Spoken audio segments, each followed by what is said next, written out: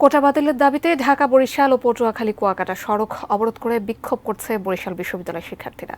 বিশ্ববিদ্যালয়ের সামনে থেকে সেখানকার সর্বশেষ অবস্থা জানিয়েছেন আমাদের বরিশাল প্রতিনিধি মোহাম্মদ হুমায়ুন কবির। কোটা প্রথা বাতিল এবং মেধা ভিত্তিতে সকল ক্ষেত্রে চাকরিতে নিয়োগের দাবিতে বরিশাল বিশ্ববিদ্যালয়ের শিক্ষার্থীরা আন্দোলন করছে। তারা সকালে বিক্ষোভ মিছিল সহকারে এখন রাস্তা অবরোধ করে রেখেছে এবং সড়ক অবরোধ করে রাখার কারণে ঢাকা বরিশাল পটুয়াখালী কুয়াকাটা মহাসড়কে সব ধরনের যানবাহন চলাচল বন্ধ রয়েছে এবং হাজার যাত্রী বাস এবং বিভিন্ন যানবাহনে তারা আটকা পড়ে চরম দুর্ভোগের শিকার হচ্ছে। আর শিক্ষার্থীরা বলছে তাদের দাবি আদায় না পর্যন্ত এই আন্দোলন চলবে এবং তারা ঘরে ফিরে যাবে না।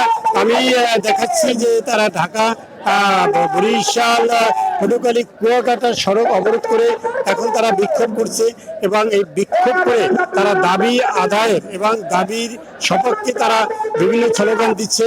আর এই বিশ্ববিদ্যালয় এই শিক্ষার্থীদের আন্দোলন, অপরদিকে শিক্ষক আন্দোলন ফলে গোটা বিশ্ববিদ্যালয় সকল কার্যক্রমে এখন অসমানতা সৃষ্টি হয়েছে এবং বরিশাল ঢাকা মহাসড়ক এভাবে প্রতিদিনই বন্ধ করা হয়, যার জন্য বিভিন্ন জায়গার আসা যাত্রীরা আটকা পড়ে এবং তারা গন্তব্যে যেতে পারে না।